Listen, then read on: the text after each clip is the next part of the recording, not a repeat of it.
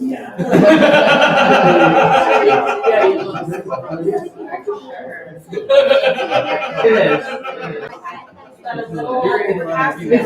It's like a very inclusive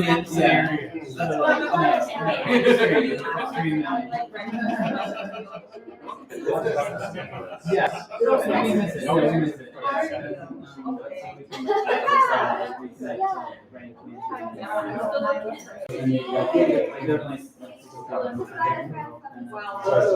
Very curious about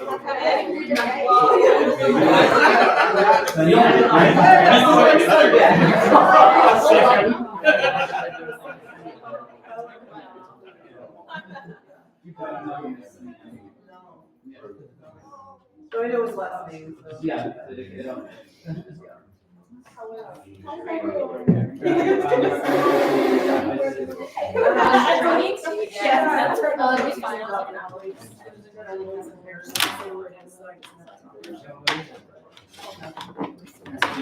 It's very like, just chose. No, That's moving things. It was one of those. I mean, it's terrible. They're terrible.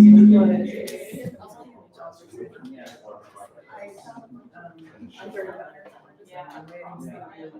I'm doing that. I like it. It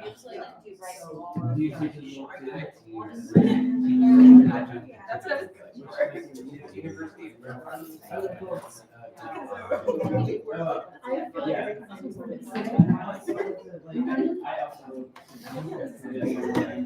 That's what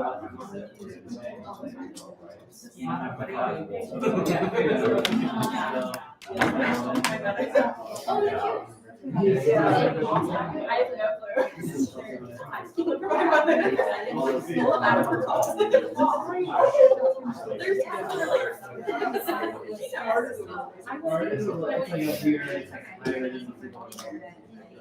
her and my aunt were like, you're like there, like the brain has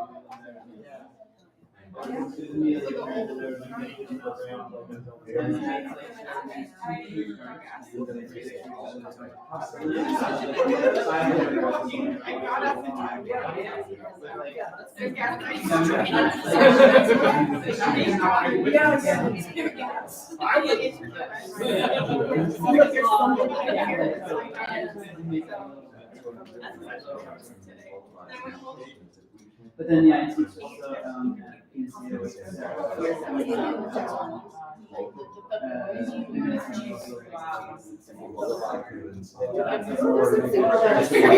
Oh, that's right.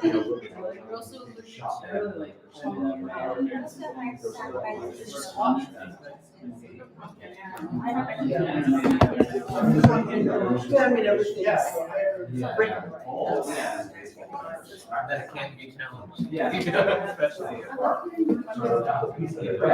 of areas. And I think it's. Another community college, right? Yeah. That was I was present for a conversation I had with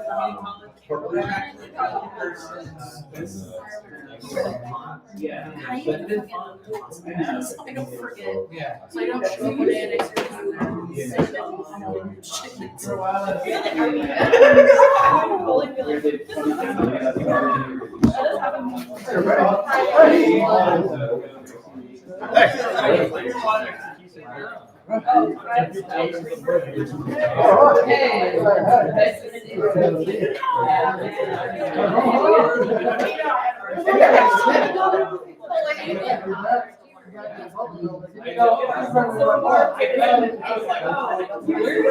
I've never actually done like great.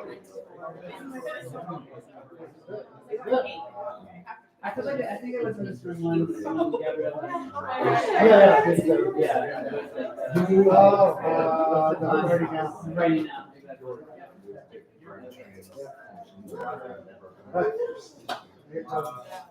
The rest of the program, they were all.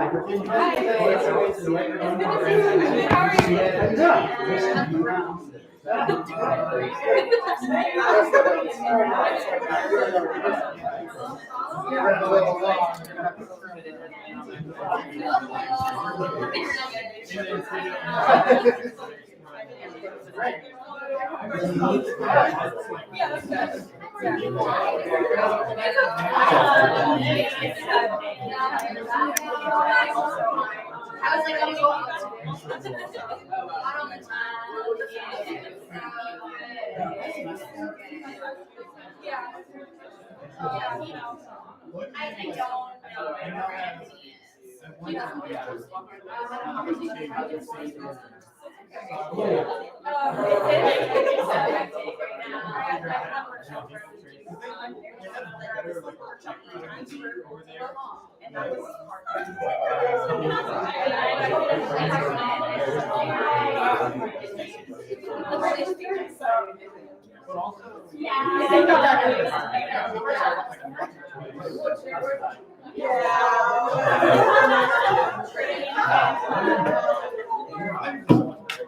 Like this is far better at least.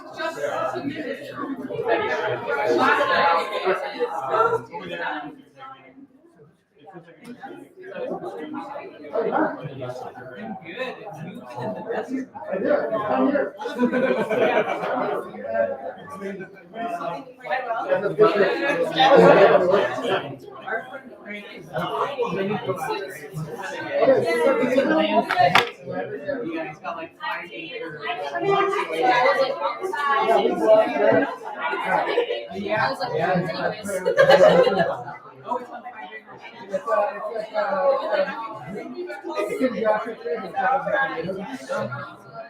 I'm thinking about cosmetics, yes. Is it designed here? Oh my God. That guy's head.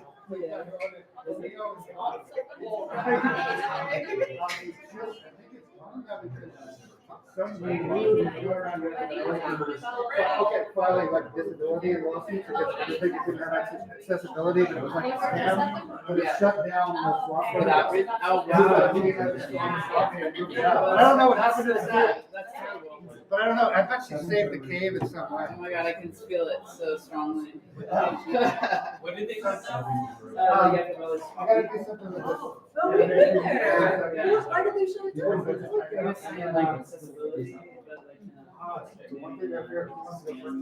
Like in a way to like get some space. Oh.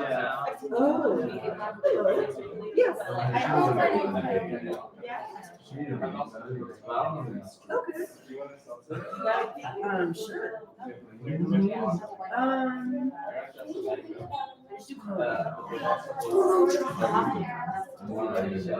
Wait.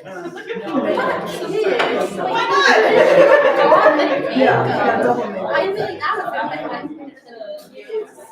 I don't have a I need to focus on using more.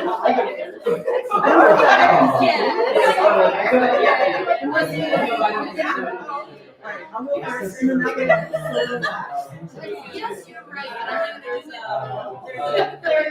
think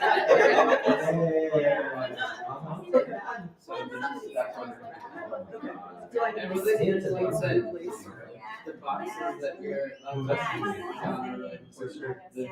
the exciting game of play? Yeah, it's nice for later. Yeah. Wow, exciting game of life. Like just right here, Okay, if you want to use the podium. yeah.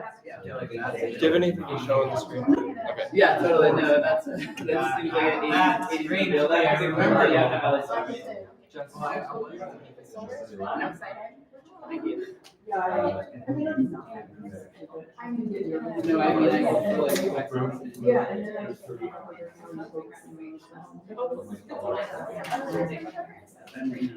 I.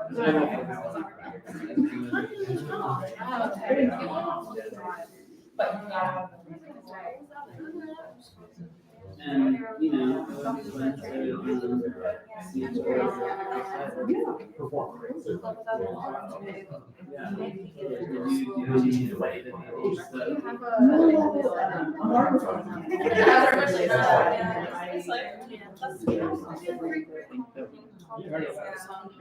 That's mine.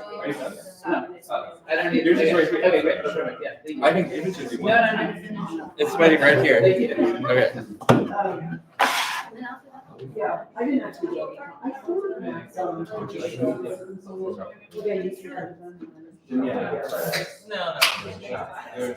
I was, Yeah.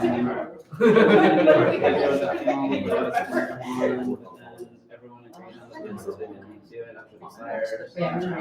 Oh, that's See, like, That's just not made sense true. at the That's time. just true. Later, sort of like, No.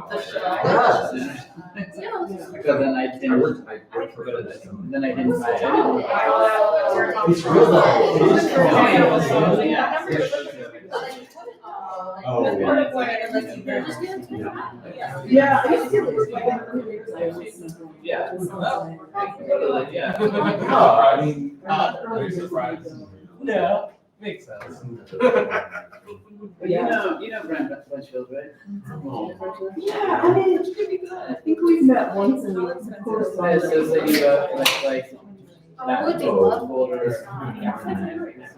It would be light out. I'm not through it. I know it was like, I don't know, I can't remember where and when now, but it was of course one of these. Yeah. Well, we ended up getting close because, I didn't go there. He was at Yeah. He was at Montana and he was, then he went to Arizona, Idaho, and then managed to get max in Montana. Oh, well. But, that wasn't even, because it was like, I think 10 years ago, and the last, LA AWT was when the law. Very. I mean, I That was the last time we went to. I never, I mean, and now it was how it changed. I know that. That's right. Yeah.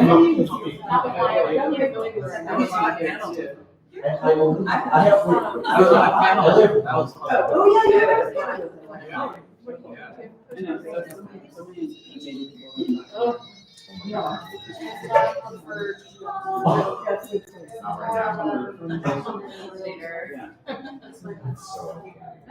Are you?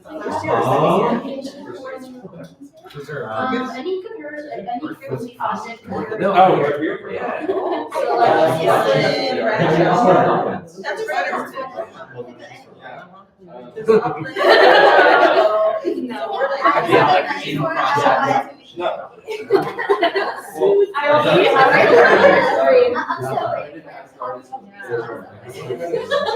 Oh, that's right. I'll send that right, I'll send that right now.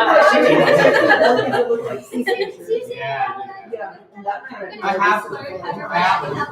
your writing, my writing. If that's the same one, it's really easy. That's true, yeah. Yeah. That's so funny. Okay, maybe It's like. octopus, like, Is it actually- real, I think is the name for the. No. Varied amongst many organ. But actually, that was one of the first ones. So like, pretty easy, I think it's. And then it's mirror.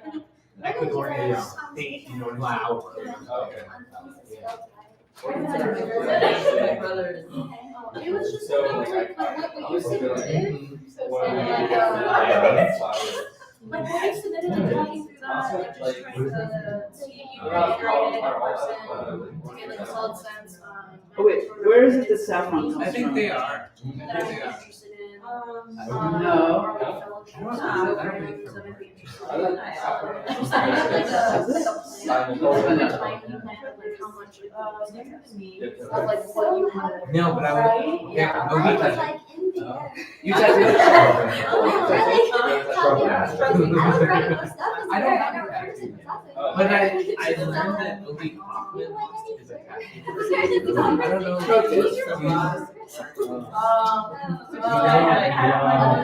He does these like the California Atlas. It's like this huge book from PA, and it's basically like all about California, like all these water colors that he does. He just sort of autodidactic like map out California by like environmental ecosystem or biosphere. He's got one called Coast, one called but I never knew that he was a tattoo artist. I love his work. I'm just like, I would get that tattoo. Like, I would. Because you get like a whole ecosystem, like No, I would be like, look, This is one of your things on me. yeah, it is the best that you can like just separate from like the scientist aspect. The art, the artists, just like, that makes sense.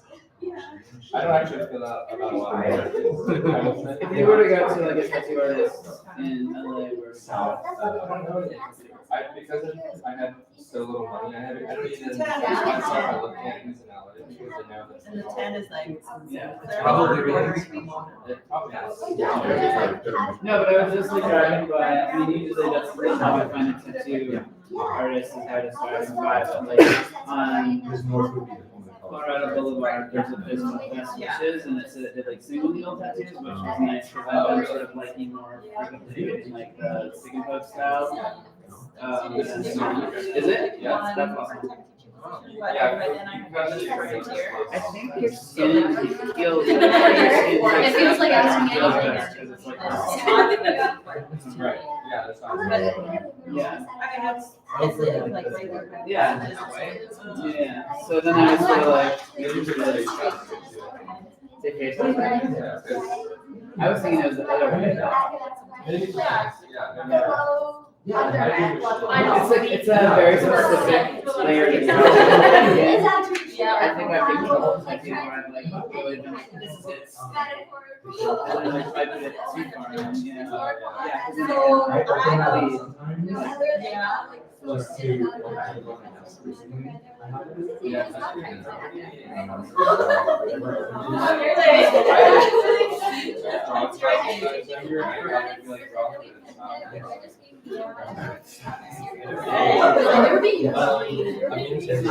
Okay.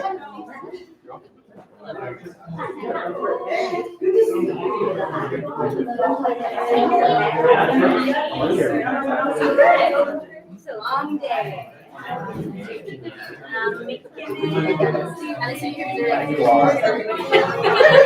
like, girls.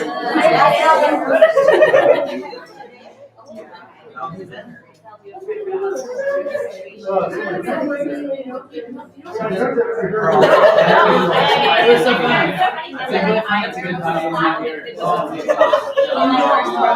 No responsibility. I mean, it's not the class. It's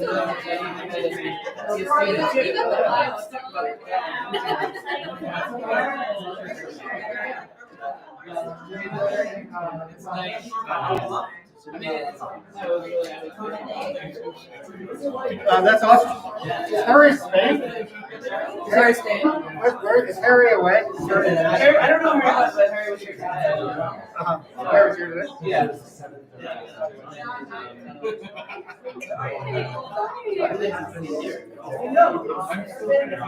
All right. People. People. Charge up.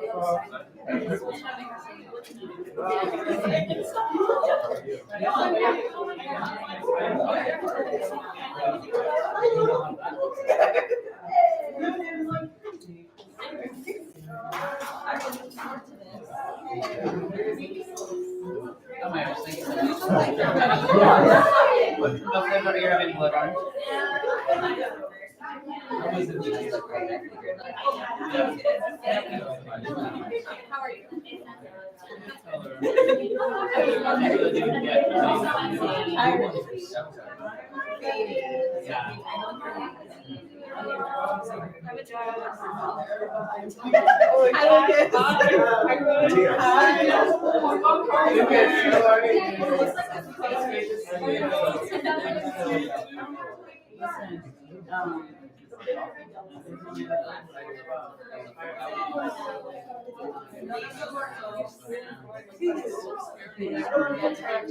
Your birthday. Whose birthday was it?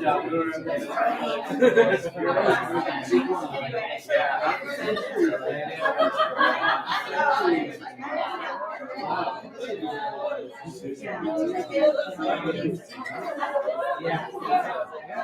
That's the hope. The winners are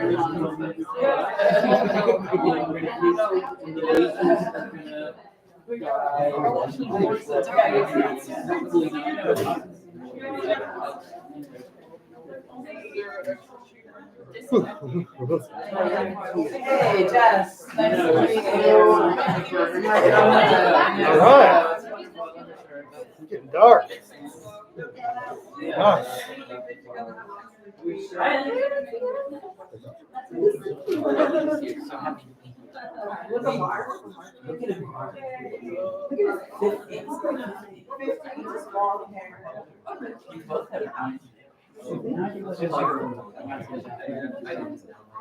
You guys, I'm gonna run this back.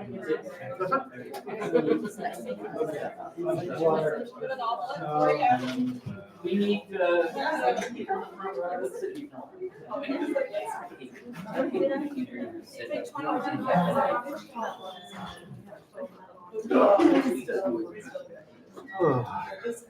That's water up here for me.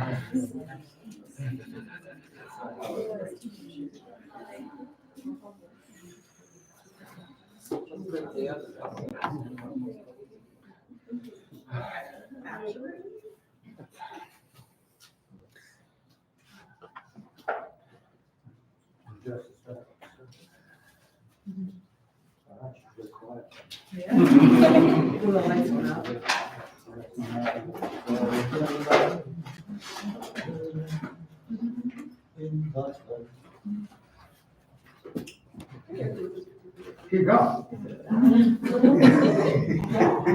I heard you. I heard you. I heard you. I heard you. I always like it when you think. I like those moments when big breaks in the song. We hear the years of training, right? Yeah. All righty. Let's see. Where's my So, as we're waiting for, here's Jess. Sorry, guys. No problem. All right, this is the last reading of this academic year. Thanks, everyone, for being here.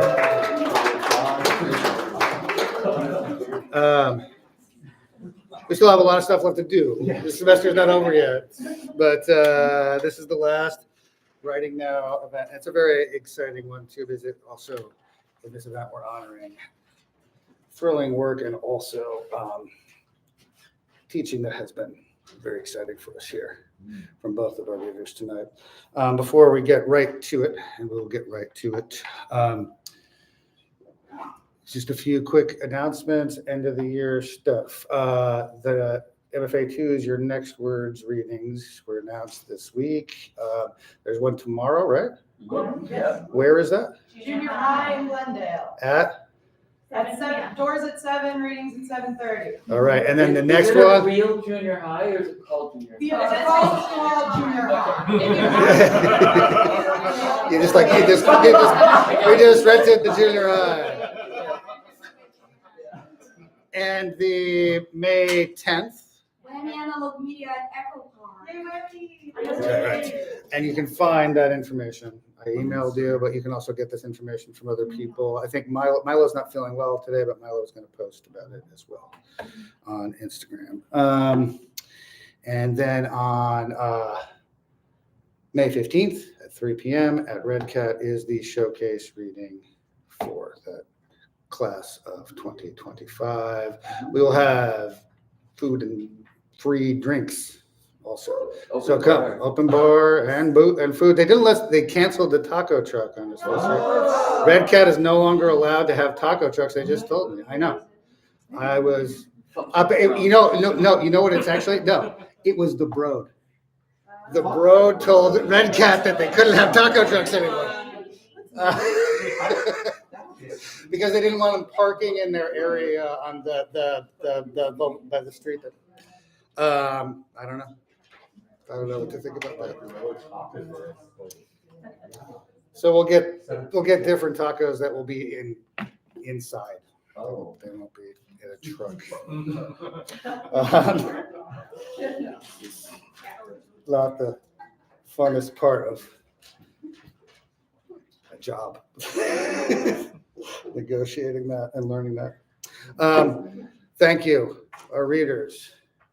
Amina, Cain, Jess, Arndt for being here tonight. Thank you. Many of you have studied with these people and know them well, but you know them as teachers and attenders to your work and your doings. They are also, as you are, some of you are probably aware, really singular writers of fiction, prose stylists. That's personally very important to me, become very important to me, and I'm really glad you're both here tonight. The bios are posted, so I'm not going to go through the bios and read your accomplishments, but the books are exciting, and I encourage you to get them. I want to say also just a little bit about, just to open up our attention tonight, thinking about this work and in this very different work, but similarities about it too. What I notice reading Amina and Jess's work again before tonight is the intensity of attention to the peculiar, presence of the world that is so notable in this work, and I think to the distortions of perception, to the surfaces and depths, the invitations, hostilities, ambiguities, brokennesses, reflections that create the meaningful distortions that the work is, and of the worlds that come true in this work. I think also troubling perception and the way the world comes true throughout this work is a lot of attention to, in different ways, to gender and perception and worlding in this work. I find just really striking. And also, which I think is really notable in ways that's really interesting for people working in this program, is the way this work then haunts the edges of genre conventions. Well, maybe often seeming to stay towards something maybe called realism or something that's not, right? And I think that's a lot part of how the world and the worlding comes true. Like I just find a lot reading the work. There's a lot of moments like, did that actually just happen? Is it raining? When did that start? How didn't I notice? Who locked me in this crystal cave? Wait, is the door locked? How long have I been on the floor? And I think like both Jess and Amina's work is made in sentences crafted of that same kind of attention that pegs their words to the ever-shifting world. The words that arrive suddenly at a surprising proposition or ambiguity, or words that withhold arrival. I think also that the concision of the work is part of that too, like the craft of the sentences and their movement, but also the surprise they often deliver is enabled by that concision. I feel like there's a lot of rugs that get pulled out, like sometimes very subtly. So I'm just excited to turn the floor over, right, and start listening. Thank you so much for all both of you have done for this program and for our students. And thank you for being here tonight. We're excited to just listen. Amina's going to go first, right, and then Jess is going to go second. And just come up and take over. If you have any needs up here, once you're here, let us know. There's water. I will remove my various objects. Yeah, I have to bring my object. Yes, trade objects. Okay. Thank you so much. All right.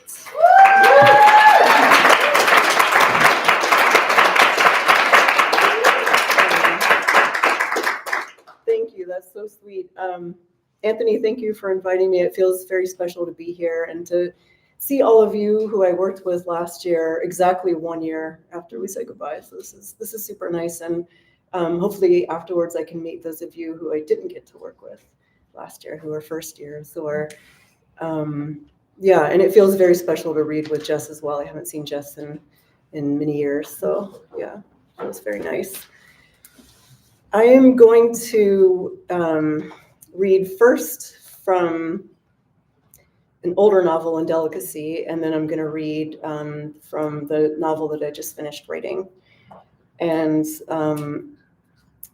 Indelicacy has a number of italicized sections that are descriptions of paintings. So this excerpt that I'm going to start with, there's an italicized section that is looking at Goya's Old Women and Witches album. And it's kind of a bratty section. There's some bratty parts of Indelicacy, and so this one is kind of that, I think. Drawings of witches and old women. They float in the air and grab onto one another's clothing. A braid of women, a clump. In one drawing, 4 figures are floating, 2 pairs ascending or falling. We don't know which. The 2 in the foreground are barely holding on. An old woman is laughing gleefully while pulling another woman's hair. That second woman crying out in pain. It must be pain. If they are falling, she will be the first to hit the ground. The second pair touch the first, and they look as if they are embracing. They are shadows, drawn all in gray. The clumping, what does it mean? Are they intimate, or is it more abject than that? In another drawing, a group of people are clumped together in a tree. The drawing is still, but it seems as though the people are fidgeting. They look like children in that way, but somehow the drawing is somber, as if everyone is sick. The caption below the drawing reads, in this print, a group of figures has settled on the branch of a tree. Some have been identified as witches and others as members of the nobility. They are being lectured, but not all are paying attention. I can't tell who is a witch and who is noble. The clump, that's all I see. One day while at the library, I found out there was to be a reading the following week by an author I liked. How exciting, I thought. After reading from his novel, the author would be interviewed by another author. Questions would be taken from the audience. I'd never been to a reading before. The evening of the event, I dressed carefully. I wore gold earrings, a full dark-colored skirt, and a light-colored blouse. I wanted to be simple and elegant, not that anyone would be watching. I hoped I looked like a writer. I did feel like one. I walked to the reading, and when I looked at the streets, I saw a city filled with people I didn't know, would probably never know. It didn't bother me. It's the same for everyone. When people look at me, they also see a stranger. In a way, it is good, and I smiled at the thought of being a stranger walking down the street. At the reading, the author spoke in a loud voice that was also dramatic, yet he wasn't reading a dramatic part. Every so often, he looked at the audience with a great amount of purpose. It was difficult to want to look back. The few times he looked at me, I looked immediately past him, to the window with the night sky in it. At least I had something else on which to focus my attention, something open and calm. Or I looked at the wastebasket, completely still. I didn't like him, and I hadn't expected that. I didn't like the man who interviewed him either, who spoke out of turn, I thought, of his own success, both at the start of the interview and then again sometime in the middle of their conversation. That second author said, when you are first given accolades for your work, it is tremendously exciting, but it soon becomes tiresome. I didn't believe him. If it were true, why would he be saying it now? It meant something to him to be able to say it. He probably hadn't been able to stop himself, as I sometimes had trouble not saying something I later regretted. Or maybe he would never regret it, thought it important to the conversation he and the author were having. I wanted to lock them in the room after the reading was over, and make them listen to each other forever. Let them look at the sky when they got tired, or at the wastebasket. I thought they deserved that. I wanted to tell them how terrible the reading had been, that it had ruined the writing, how shallow the interview was, how much I had hated all of it. When I walked out of the room, I said simply, "You're both worms." And they looked at me, not knowing how to respond to a statement like that, of the worst kind. When you open your mouths, you are male worms eating from a toilet. The next morning at breakfast, I tried to tell Solange what I was writing. I'd never bothered before, and I don't know what made me try. I wanted to communicate something, I guess. I wanted to say something about myself, about how I spent my days. I was trying a final time, perhaps, to connect. It didn't go well. I'm writing about myself looking at paintings, I told her, and sometimes at plants. Is there an audience for that? I'm sure there is not. What makes you do it then? My soul, I said boldly. I didn't care how it sounded. I ate my oatmeal. It wasn't something in which Solange could put meat. Solange had no reply. She was so involved in washing my husband's dishes from breakfast, you wouldn't think I had said anything at all. She folded a dish towel neatly, then folded a dish rag. I'd never before seen a person fold a wet dish rag. It's too wet to fold it now, Solange. It'll never dry that way. How would you know anything about dish rags? It was so direct I didn't know how to respond. If I said, I have used a dish rag my entire life up until these last 2 years, and said it with too much feeling, I would sound ridiculous. I knew that, and I said it anyway. My voice was dramatic. Solange unfolded the rag and laid it on the table next to where I was eating, which was the most ridiculous thing of all. As you wish, madame. Here's your rag. I'm going out, I said angrily, and I took my rain jacket and went. As was common for me, I instantly started walking in the direction of the museum, my notebook in my jacket pocket. Maybe that was a kind of clumping, what I tried to pull close. I put my hand in my pocket several times to make sure my notebook was still there. Solange is a witch, I thought, and I hate her. I am a witch too. Neither of us is noble. In one of the galleries was a small collection of unfinished works I hadn't yet looked at, and I went to them before anything else. Paintings with empty space in them. I thought I should see that. They hung as confidently as any other painting would, unfinished or not, several on each wall. In this one, blank faces and faces undone. In this one, a dog not yet filled in. In this one, a landscape missing. A brightly lit woman on top of darkness. This last one sent me back to Solange, which bothered me to no end. I found a table in a corridor and sat down to write. I thought this would help. In the museum, even a corridor was beautiful, with its intricate molding and views of the galleries, and the table was elegant and fine. I never sat at it when I worked here, but I had cleaned it all the same. Now I sat here often. Why is empty space a comfort and a relief? It's not because I project myself there. It's because I can't. It shows me my projections, but they haven't left my mind. Empty space remains empty, always. And for a little while, a small part of me can be empty too. When I went outside, it was drizzling again, and the air was humid. Paintings in the air, so much better than Solange and me, and I found myself a bit restored. Solange and I would never be friends. Maybe we would only be enemies. All right, and I'll stop there.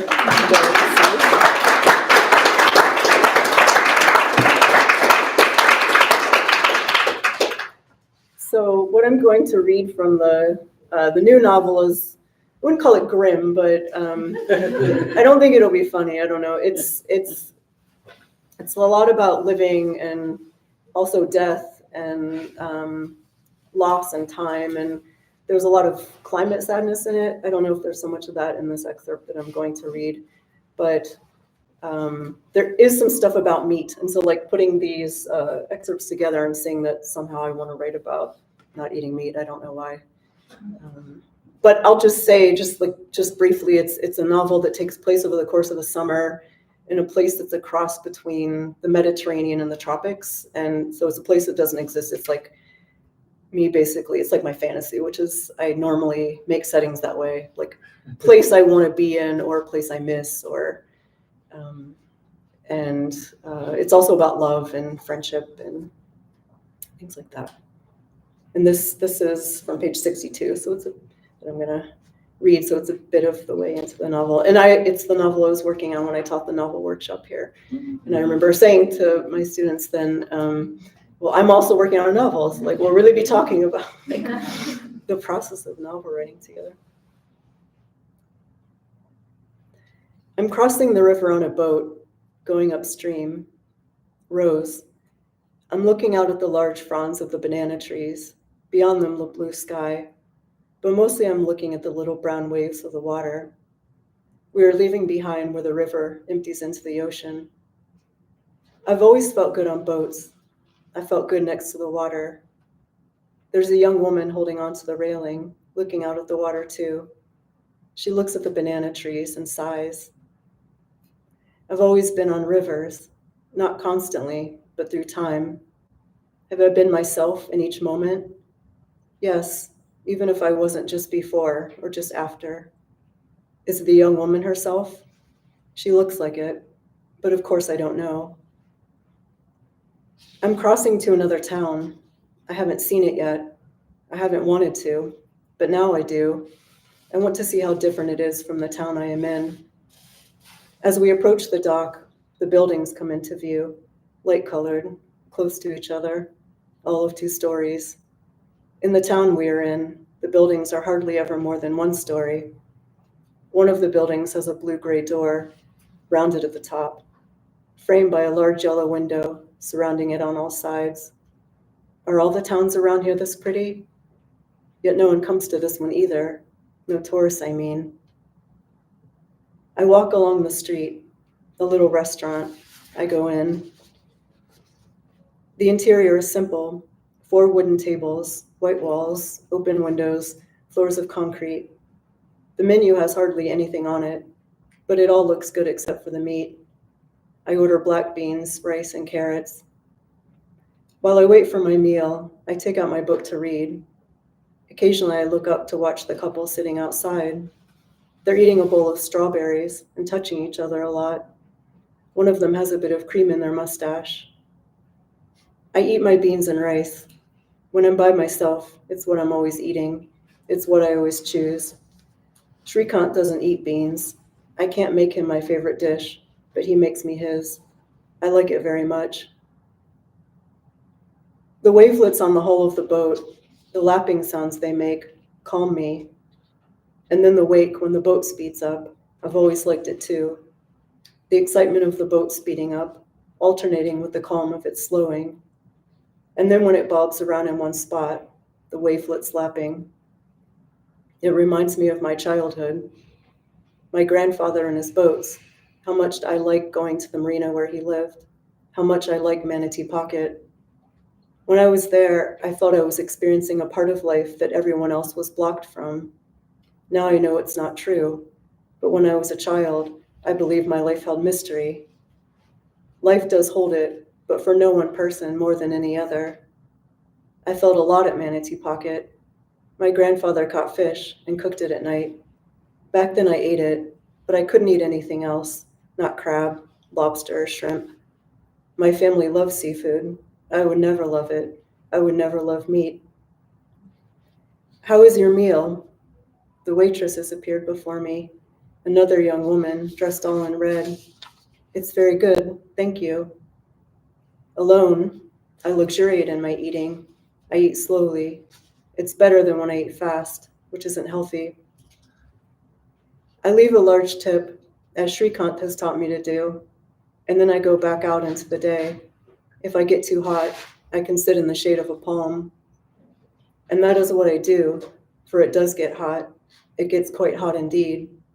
I walk about, and then I go to the shade. I sit on the bank of the river. When my grandfather threw his drink in the face of my uncle, and I ran outside to sit next to the water, I cried, but it didn't traumatize me. Mostly I liked having a reason to spend a little time alone. The voices of the adults drifting out through the windows. By now my Aunt Johanna was yelling. My baby cousin sat in her high chair. Hibiscus is growing near the banks of the river. The bottom of my dress is getting wet.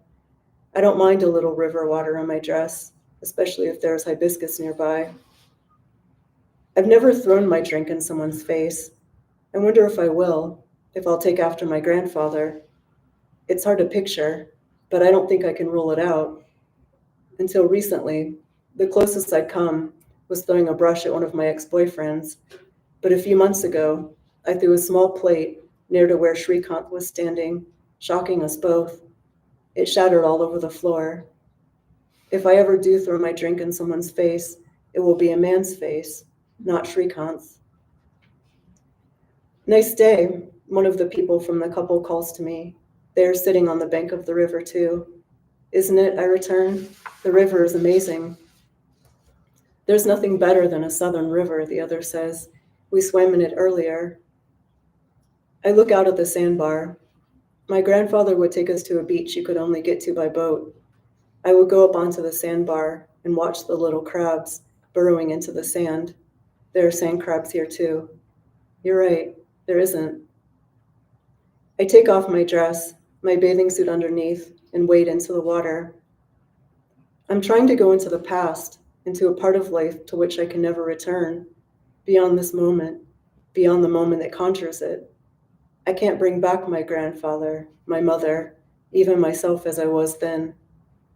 These sand crabs are the present moment, with their constant burrowing, their little eyes that stick up outside of their heads, their claws. Imagine if your main features were your eyes and your claws. Black eyes, light gray body, to infinity. It doesn't seem fair that my life could end, but the time I have was the time I was allotted. I feel grateful and sad at once. Why do I want to exist? I want to be alive because there are people and things I love. I don't want to be separated from, and because it's all I know. I'm afraid I won't experience everything I want, and yet what I've experienced is enough.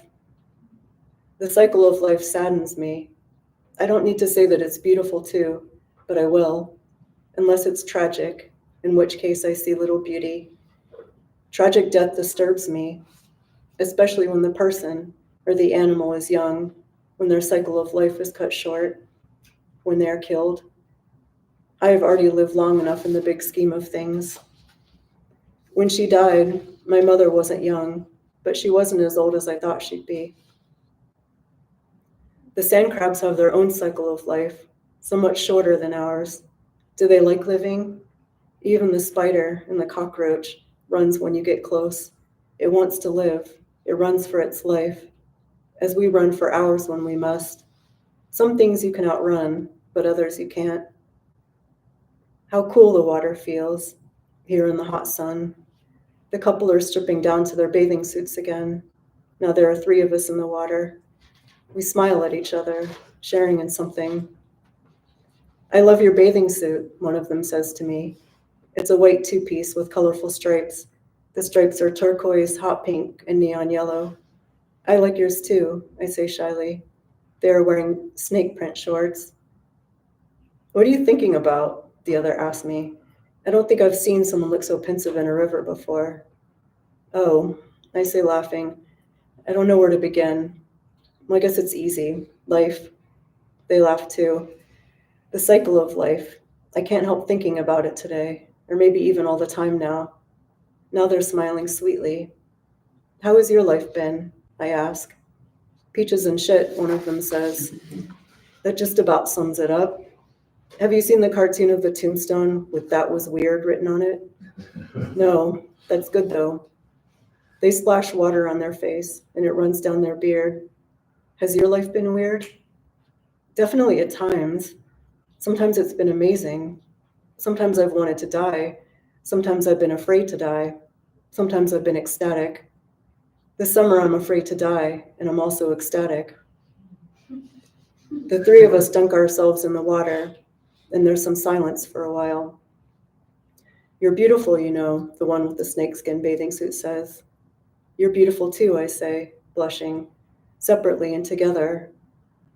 We're all smiling and looking shyly at each other. The moment has gotten so nice, I can hardly handle it. On the boat that evening, back down the river toward the inlet, I sit quietly on a bench. A lot of the time I listen to music, but I wouldn't listen to it now. There are lots of sentences coming to me that I write down in my notebook. Sometimes I feel like a gatherer. I gather these small things. The frogs are croaking in the grass, their wits about them. I feel that if I spoke now, I would croak too.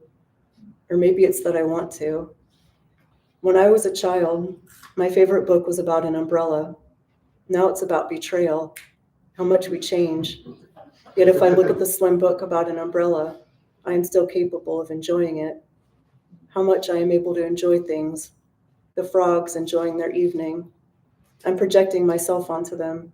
I'm projecting my enjoyment of the sounds they make, projecting a certain kind of atmosphere onto it.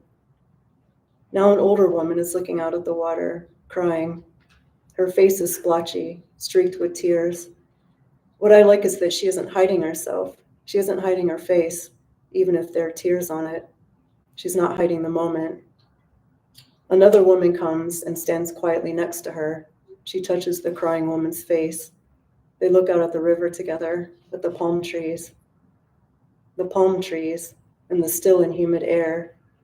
The humid air and the plants that grow well in it. And if you couldn't stand up, I think to myself, I write it down. Then I picture Srikanth watering his plants. I want to get to the heart of who he is. Sometimes I do get there, but the beating heart of anybody is inside their own body. We can get close. They can get close to us, but something remains obscured, and this is how it should be. How good that we are mysterious. Even when I think I feel otherwise, how good we keep something inside. And I'll stop there.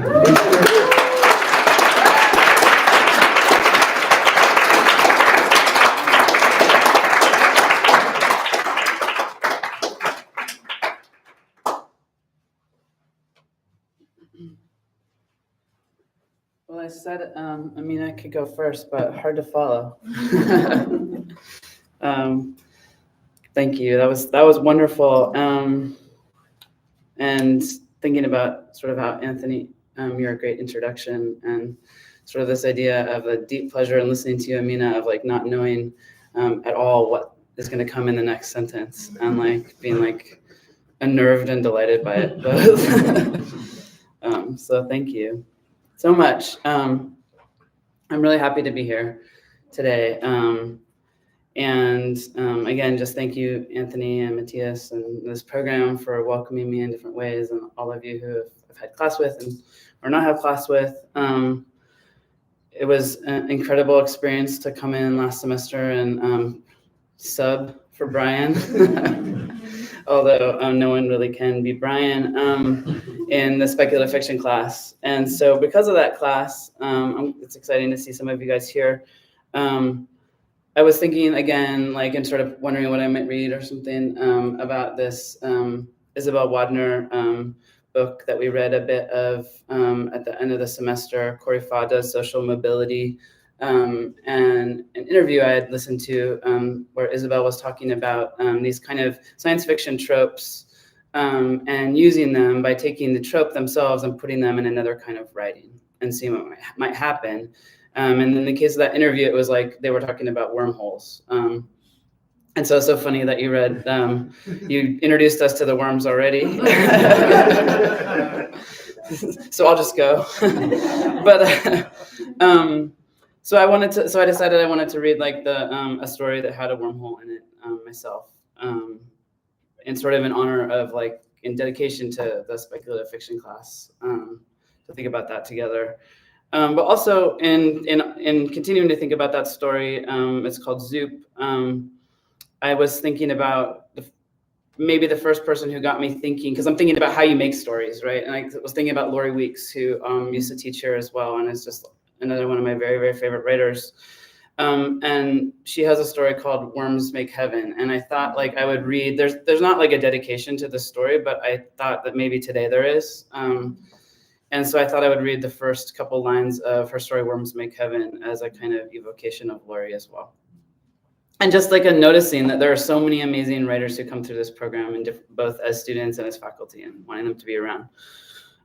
So this is like the first couple lines from Worms Make Heaven, which I think actually started me thinking about this story. And it goes, and you can find it in Eileen Miles's Pathetic Literature Anthology now, which is like such an amazing tome.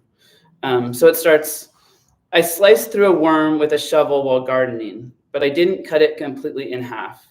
A thin whitish pink strand connected the two writhing segments of its body. Oh, fuck, little dude, I'm so sorry, I shouted. Shit! I tried to shut it down, but waves of desperation and grief rolled through my chest for days.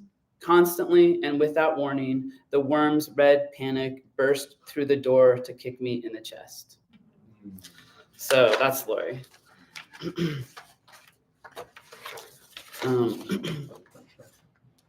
Thank you for the mango, NK. So this is called Zoop, and it goes like this.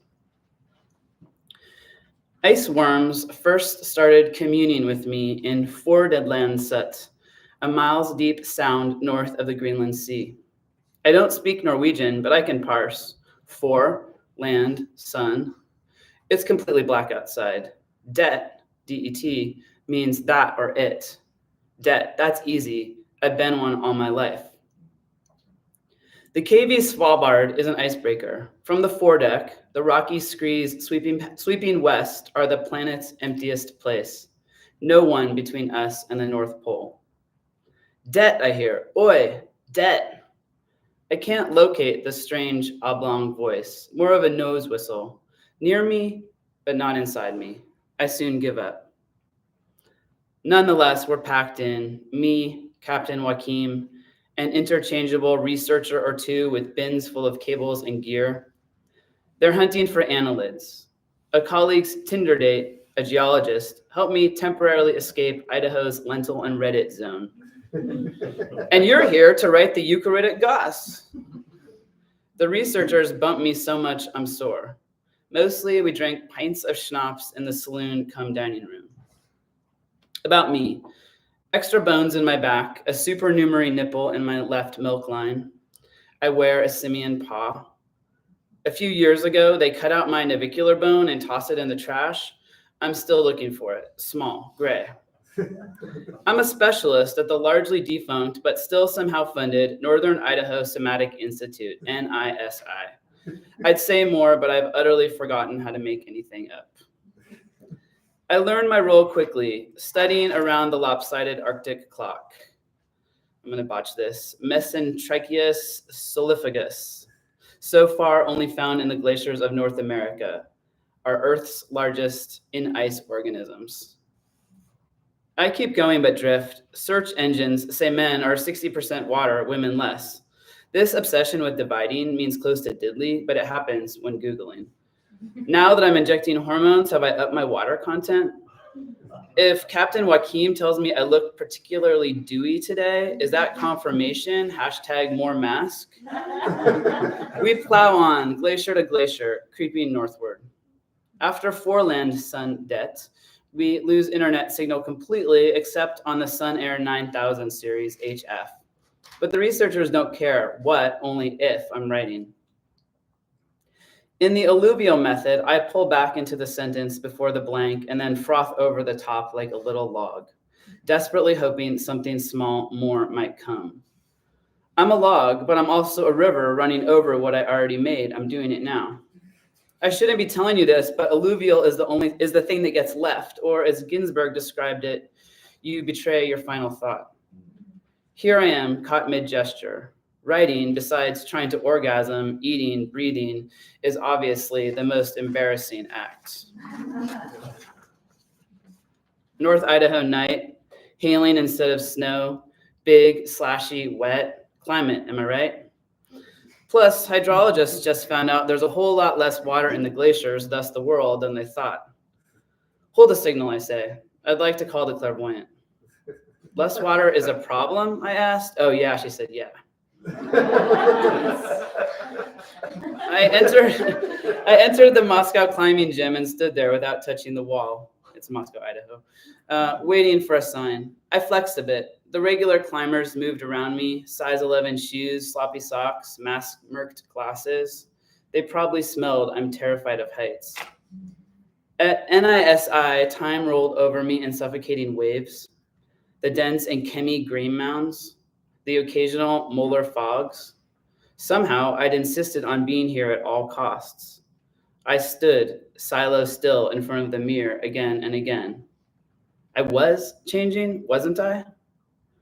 Anyway, silo wasn't neutral. Just look at the one downtown. Mammoth and metal, and you couldn't get in or out. Crib notes from our uncoupling. If anything was missing from my interior, I was party to my own depredation. We'd been silos, you said. Walking back to the car, I pressed my unused bicep. Springier? Ice climbing experience necessary, the not-so-red carpet invitation email announced. I'd erased the rest of my inbox. Hail grew on the ground rapidly, like hair. Later, alone in my granny unit on Lincoln, I signed into buttmagazine.com. Continue to the archive. Yes, I am over 18. When asked goals, dreams, a butthead from Glendale, California lists having intercourse with snow one winter as his number one. I've been talking to the clairvoyant a lot. She said, listen up. My guides are pelting me in the head with snowballs. Also, there's an ugly rooster 3 inches below my pelvic bone with wattles on his face. I can converse with him if I want. I don't know how. I guess he's my genital line, my rebuttal, nude fart, nude smack, an Asseberg poem. On KB Svalbard, October drains toward December. Tuna breen, Blomstrand breen, Kongsvagen. We try them all. Captain Joachim is restless. Has pals to get to back in Copenhagen. He stands at the bridge, spouting into the Sun Air 9000 Series HF, then whapping at us through the plate glass windshields with his can of wintergreen snooze. Emotionally, we need a win. The surface scrapings reveal squat, at least re-spore. When I look at the size of Grampienfjeldet Ridge, my aortic organs ache. I can't eat any more hot dog soup, I say. New idea, lace to the glacier with crampons and ropes like usual, then shallow core for worms by whirring chipmunk drills into its bluish mottled face. Ice worm trivia from tonight's cod stick dinner. They live precariously near their thermal threshold. 5 degrees colder, they die. Touch them, they melt. No one answers my very basic questions.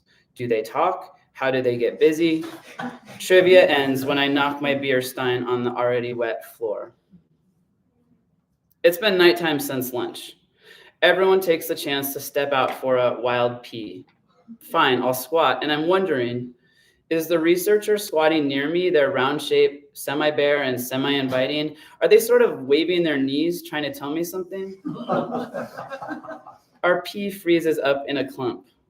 This is an example of the alluvial method not working, I say. Back in the saloon, I pass around napkins and lead us in a round of NISI-approved non-dominant handwriting. Captain Joachim has an immediate breakthrough, tears scampering down his face. Copenhagen, he says. I'm hot, then I'm cold. I'm near my thermal limit. I must be. The researcher with the beard has one butt cheek on my lap. In Idaho, a talented trainee of mine wrote an invisibility ritual. They wanted to go to McDonald's in drag as if it was 100% no thing. The ritual went like this. Say you're invisible. My non-dominant side has entirely clammed up. The sun rises later than ever, well past 10 a.m. I stage an uprising on deck. I yell some things, maybe down with drills, maybe touch makes mush, maybe ice worms unite. As they lower the zodiac into the ice floe, the researchers tell me their work is important for climate politics. The glaciers and I aren't linked. The glaciers don't have, as I have on more than one occasion claimed, an ionic charge. They find the worms, zoop, everybody wins. Then what am I feeling, I say, about your big hot hands? Does zoop mean melted worm? Doesn't anybody know? I stay on board in my berth/coffin, reading about internal deformation with my headlamp. It mostly goes over my head, except the description, parallel planes of crumpling caused when ice crystals under pressure slide over each other. I began a hasty journal in cramped script, right? Heathcliff, it's me. I'm Kathy. I've come home. I'm so cold. Let me in your window. Heathcliff, it's me. I'm Kathy. I've come home. I'm so cold. Let me in your window. Through my porthole, I hear the chipmunk drill zuzzing across the fjord. At last night's end, it wasn't one, but both researchers. Knock, knock, they said. Not so sure, I said. We're entering, they said, and flopped torsos first onto my minuscule bunk. I tried to rearrange some things for their comfort, offer a pillow, but there was very little to arrange. Researcher one started. We think you have some hang-ups, they said. In fact, we've witnessed quite a few. One, you can't climb. Two, and this is clear as day, when I was squatting out there, anyone would have known I was wanting you to flirt at least a bit. Maybe push open my thighs and look. That's literally what anybody would do. And how about my butt cheek on your lap? The other researcher said, now from the shower. That's how small my room is, but he'd stepped out of his midweight wool and was under the weak stream sudsing. I couldn't believe it. What's your water content anyway? The first continued. 56, 57%? Don't worry, it's science, not 60%. That's for sure. Or maybe you're just too far outside it to count? Me to my mirror. I can't get into A-game genitals right now. Me, actually. I can probably drink more H2O. But they were comatose, which we all know means back sleeping on every inch of my bunk. It's 2 p.m. and the sun is crashing. I put on my eiderdown parka with the snorkel hood and tighten my borrowed Camex. I can't shake this growing feeling that I am not in, but am the landscape, at least the scale of remove.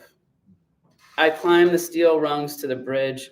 I'm not supposed to touch the radio, but there's a dog musher, Olaf, Teju, I met back in Longyearbyen. I need to tell them that I'm moving glacially. Glacially can be fast. There is a glacier in Greenland that dumps out 12,000 meters of water a year. Another thing I would say, yes, we got slushy on the rug during so-and-so's post-log shots at Svalbard slideshow of, in quotes, this charismatic megafauna almost ate me. No, this one. But pedal forward into sexual substantiation, the kind that's more than just, we're in our host's snowmobile closet and I'm for 5 seconds unassailable at this or that body tripling act. And soon every detail will begin to corroborate the terrible story I know about myself, the one where I'm here and you reverse back into normal life unscathed. Here being you. The sky ombres then darks. It's 3 p.m. The bridge smells a lot like Captain Joachim. I stab at the buttons and dials randomly, listening for the Zodiac's plunging outboard. You've seen the Nat Geo shot. I find it impossible to take any contours of my life seriously, as if they're all 2D non-events. Hey, Det. A muffled whoosh goes through the receiver, which is suddenly crackling. Same oblong voice, same conky whistle. Det. Do you have to call me that, I say? I'm not usually so sensitive, but things are building up. You get it, Det. With all this drilling, we wanted to tell you, we're in here, just deep. Gosh, I shout, despite myself. I picture them in the thickest glacial moulins, neon with giant spermatozoa heads. Can you stick around? The researchers will be so, I can't quite find the words. Now that we know you exist, we'll cap the gases, lower the footprint. There's a bunch of you, right? We're going to need to collect. My fatal flaw, sucking towards team energy indiscriminately. I've almost forgotten my earlier platform. Ice worms, unite. Yeah, Jet, we're good in here. Is it me, or is the boing in their voice now frostier, more tubey, less close? Is it like melt? What if we, wear gloves? The Sun Air HF gives a final seismic crackle, more like a skewer. Det, fine. You can come on in if you need to, but we don't want to come out. We stay on anchor, floating under tuna breen's pocky shimmer. I'm not sure why everyone believes me given my erratic water content, but we rush up to the racks. We rush to set up racks of floodlights and drill, shave, drill until every wave's coated in hacked ice. I horizon scan, silos/bergs bobbing everywhere. They even try to get me up on the glacial wall, something about the signed contract that's tucked in my ergonomic desk back at NISI. Contact them again, they all say repeatedly, miming a giant cell phone call. Beep, boop, beep, boop, boop, etc. This goes on for days or hours. I'm not part of it. I'm trying to find something in a new hole in my parka pocket. The hole starts small. I keep sticking my finger in and pulling out more and more necessary bits of dislodged fluff. Contact, as Jodie Foster knows, being the front, back, side, stomach, ass entire issue. That was winter. Now winter in the Palouse persists. As I re-enter my routines, I feel like what my somatic colleagues call bad Jenga. I tuck myself farther in. The designation can't easily be undone. Something Captain Joachim said bothers me. Something about betrayer energy. But did you betray your final thought? I go to the Moscow climbing gym so much that people start to recognize me. I've taken the free lessons and learned vocabulary like en belay. I work the balls of my feet. Puff, cloudy chalk between my hands, just standing here in the vibes. I'm half expecting Popeye forearms. It doesn't seem like I'm ditching my assigned somatic sections, just like I'm doing what's necessary. I'm practicing what I tell my trainees. Move intuitively, press yourself to things, achieve porosity.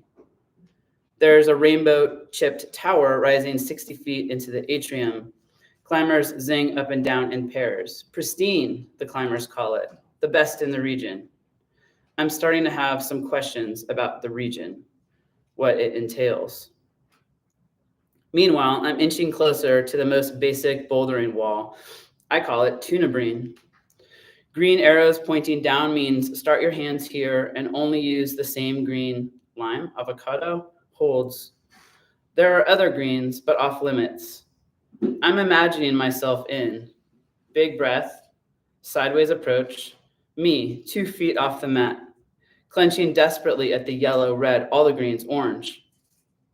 The truth is, when you shout across water, you hope a shout rebounds. Trying to describe it, I've been weeping for days. You wouldn't notice because it's behind my face. I'm stuck in basics, like how this morning the med tech at the center won't refill my testosterone script no matter how much I cajole or yell, but we haven't seen you in 3 years, he says. Captain Joachim is wrong. I'm not trying to control everything. Alluvial's not holding too tight, not pinching your poop. I'm a log and the river. In a lab somewhere, they shook ice with metal balls. They shook that ice like crazy until it became almost a water, also almost a glass. We shook the ice like crazy for a long time and destroyed the crystal structure, they said. The structure is now chaotic. They squished it with a diamond anvil. This pulverized, amorphous ice is said to be the most abundant water in the universe. Whatever we think we know about water will irrevocably change. If I can get back to Forlanson debt, I won't need to tell them this because duh, they know. I'll brush only the tiniest air holes into the ice. I'll give them what we all need, more than 6 feet, The less I perform okayness, the less okay I am, I'll say. I'm interrupted by a fuzzy energied climber in bristling legs and a neon purple harness. They're mouthing words to me or chewing gum. Nah, I say, shocked by the grid of their nearness. They're leaning in, trying to double figure eight to my low waddle. I'm panicked, scanning the mats for any other stag climber. Can't you read my blank, sweaty forehead? Not avail, no belay. But their moist thumbs are on the coiffed rope and they're already over, under, around. Bro, let me spot you, they say. I seem to be climbing something. Take up the slack, I say, from a height, as if these are words I know. They hold my foot to the wall, my weak one. My peripheral nervous system surges. They're cupping my climbing shoe that's cupping my absent bone. I can't remember when someone last.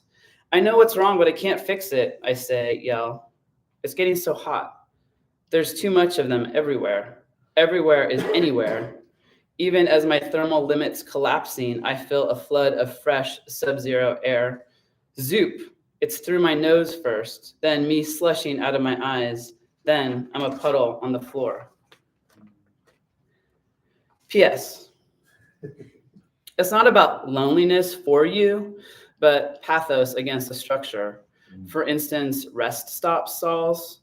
For instance, people and their dumb vapes. In the alluvial method, you push every word through your body, which makes them always come out like this. Thanks.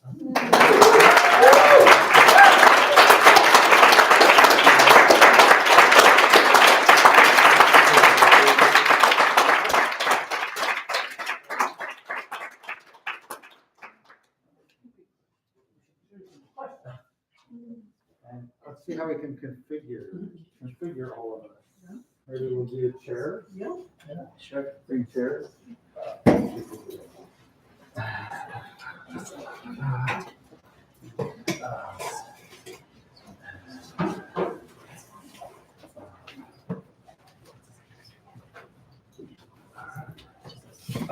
Thank you. That's awesome. We're down. Still see you. Yeah, see you. Do you have questions? Questions for our guests? I can start. I actually thought of a question that can sort of embrace both of you. In many ways, what you both read are contrasting, right? What you each read. And Amina, I felt this in other things I've read of yours. You often move very slowly around space, right? The river, let's say, right? And it's careful, right?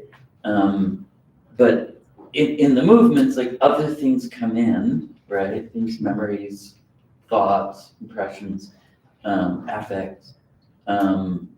But there's a containment. I'll call it a containment. And Jess, in what you read, there's wild like leaps, right? It's broke almost, and but you come back. You don't go there, right? You leap around like that. And I'm thinking about the speculative, the way we talk about it, right? As something that exists, let's say, in a genre way, but also exists in a basic everyday human way, right? We're speculating. And I'm wondering if, for each of you, if there are, maybe the word is not quantum, quanta, right? Of speculation. Do you know what I mean? Like it goes all the way down and it goes all the way up. But it's not one thing, right? It's scalable. And it was such a nice pair of like, involuted and broke. Yeah. I like that I read something that was like very sunny and hot, and then you read something Mhm. that was like Yeah. cold and dark. Yeah. So that was really Yeah. nice. I mean, I think from the outset, I sort of think of any, like with Indelicacy and then this novel that I just wrote, like I think of them more, like less as stories and more as spaces. Like, I always kind of think of fiction as like a space or a field, you know, and so I often feel like I'm moving around in that way. Like even though there is, you know, there is like a story, I sort of begrudgingly like start to tell a story because, you know, it's fiction and, you know, and even if I'm not so driven by plot, I'm still interested in narrative, but I give myself a lot of freedom when I write so that I don't always know myself where I'm going to go. Yeah. You know, and yeah, I usually don't. And when I'm revising, or editing, like I really, like that's when sort of like the sculptor in me comes out, or like the person who whittles, you know, because I'm like wanting to put certain things next to each other so they can like talk and be in conversation, or like thinking about like what objects are on a page, like in terms of thinking of like, not that I think I'm painting when I write, but that there's still like something that you can still make this larger image depending on like what objects are on the page. So I guess probably my sensibility and like what I end up doing comes from that. Yeah, from that sensibility. It's such a great question and so well described, and it's interesting how you answered, because I think in many ways I feel like very similar to you and how I put something together, and I do think Baroque could be like a good descriptive term, but I do think about a room, or like I was sort of imagining like today I was trying to think what is a story and how do you make it, because you know like that's what we're all here trying to figure out to some degree, whether it's a story or a novel or something in between, or a poem or something that's cutting across genre in all different kinds of ways. But I was trying to think like how do you make it, and I guess I thought like, oh, like for instance with this story, I think I had some questions and feelings and I wanted a place to explore them. And usually I needed maybe an image or an idea to get going, but then I had to build the thing for that could hold the uncertainty of the question. Yeah. And I was like, I even made a note to myself, I wrote it down, I was like, what was I wondering about? And I was like, I guess I was wondering about like, why I'm so angry at other bodies, why I'd stuck myself in Idaho and my family was like somewhere else, why I was what was going on for me when I was in a bathroom stall at a rest stop thinking like, I better pee really forcefully so everybody thinks I have the right body so that I don't get killed or something like that, and like why that was okay for me. And I was thinking about like, why was writing so hard, and like, why do I think touch is dangerous? You know, it was like all these things. I'm like, can there be hope? And like, why am I going to the climbing gym or something? You know, it's like, if those are the questions, then it's like you make a room sort of, or a space, and then you figure out a place to get to have those questions, which then don't really get answered, but like maybe moved a little bit or something. How do you think, like in that, like how do you think that then like the space to ask those questions like became this parallel world of the Arctic expedition? Do you have a sense of like when that came in as the space that was needed? Well, the real truth is that I went on a trip to the Arctic and have been like desperately trying to get back, like for years and years and years since then. And I just thought it was such a strangely compressed. I mean, maybe it's like a compressed space is helpful.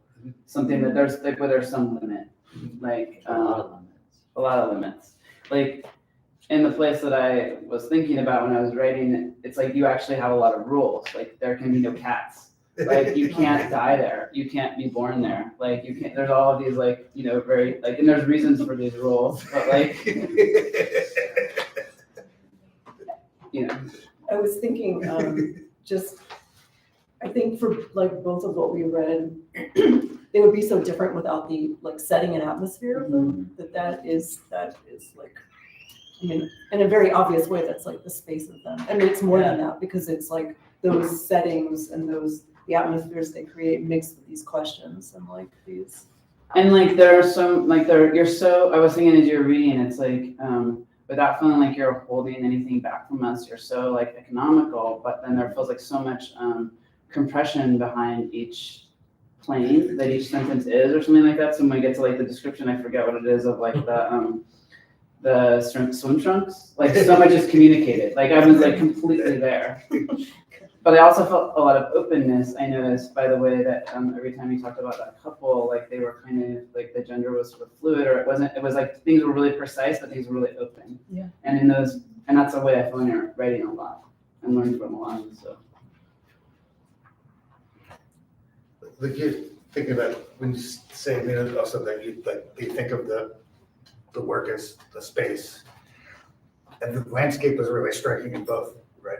In the second piece you read and what Jess read, and it seems that you said that it was like a composite place, Yeah. right? Like it was a speculative place built out of obviously real places that you were longing for, that felt so tangible. Like that landscape felt so alive.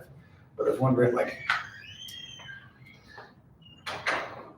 how did it come to be that that's where that was the climate that book had to be in? Like, if that's the space that was built, like what do you think brought those imaginary bodies into that? Yeah. I mean, I almost couldn't help it because I think I've fantasized so much about places or want to go to places that it's just very clear. It's like your novel is going to be set in this kind of place because it's a place you would like to go to, or it's a place you wish you could spend the summer in, and so it's like I want to spend time in it, and that's the way for me to spend time in it. And I just thought, like you were saying, you wanted to go back to Svalbard, but like and then you wrote something about it, that it's this other way to spend time, either in a place you're fantasizing about or like a place you've been to that you miss, or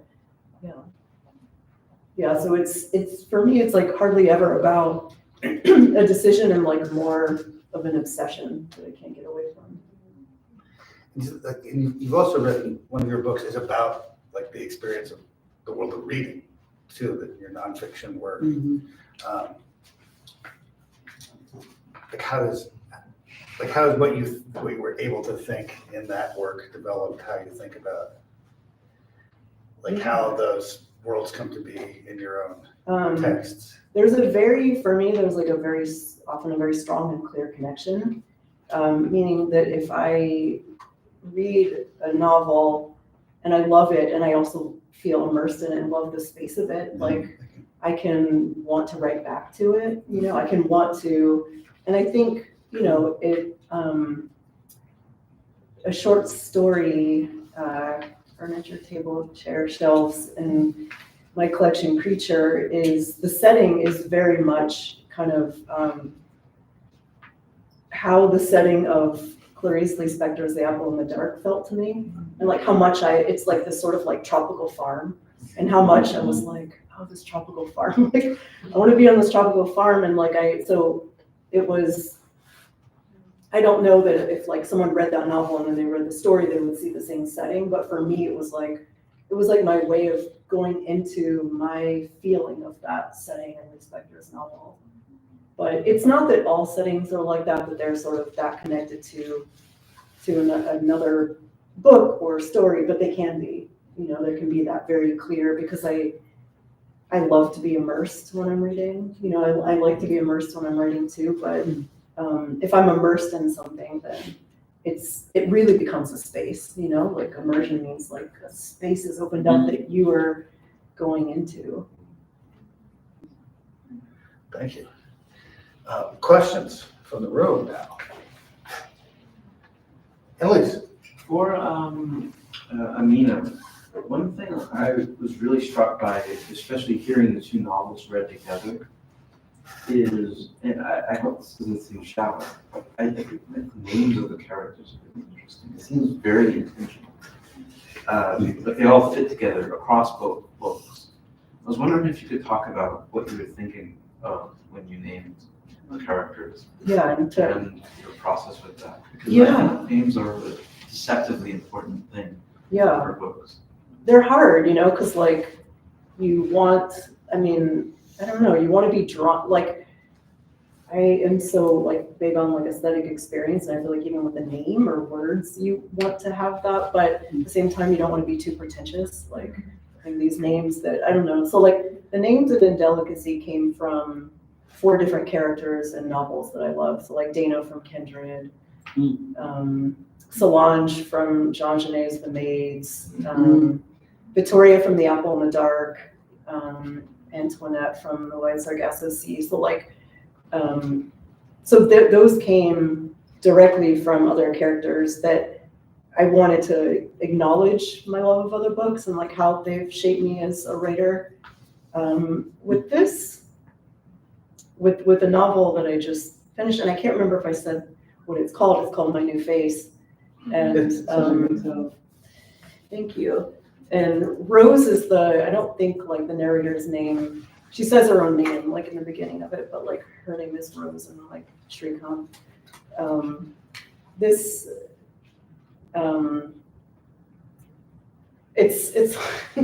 this novel is like slightly more autobiographical than other things that I've written. And so the names in a way of like the other characters were maybe in a certain way pointing towards people in my life, you know. Though it's a mix because there's another character who becomes important in the book called Paula, and she has a son named Francisco, and they're like completely imagined characters. So I'm kind of like built characters that were a little autobiographical and then like completely imagined. And not totally answering your question about names with this one, but I think they just came to, like, I just heard them, you know, like they, in the best case scenario, like a name just sort of, like, I don't know that it was like, I should call this character Rose, the narrator. At a certain point, it was just Rose. And actually Paula was once Manuela, but I changed it because of various reasons. Which will be like too tangential to get into right now. And we'll just point to my neuroticisms. But yeah, I also I have like three Chilean friends and close friends, and I spent 3 months in Chile, and I've never really written about Chile or that experience, and I haven't written about it now, but it makes it like like Paula and Francisco are both Chilean, and so it kind of makes sense to me that like finally, like 25 years after meeting like these 3 friends and spending time in Chile, like that there might be some Chilean characters. But yeah, I feel like for the second book, I answered your question very haphazardly, but just instinctual more, you know, the names I like. Is Shrikant Amar? Yeah, so my partner Amar is here. He also went to Cal Arts, and was in this program many years ago. Shrikant both is and isn't Amar. to Amar's chagrin. I mean, Amar hates that there's a character that is maybe like partly has something to do with it. Invasive. I'm the worm. I'm the worm. See, like the thing is, like before, like I remember once someone said to a friend of mine, "Is Amar the husbands in Amina's stories? Because they're always so terrible." And she was like, "No, like." So this is the first time I've tried to write a male character with depth and not. I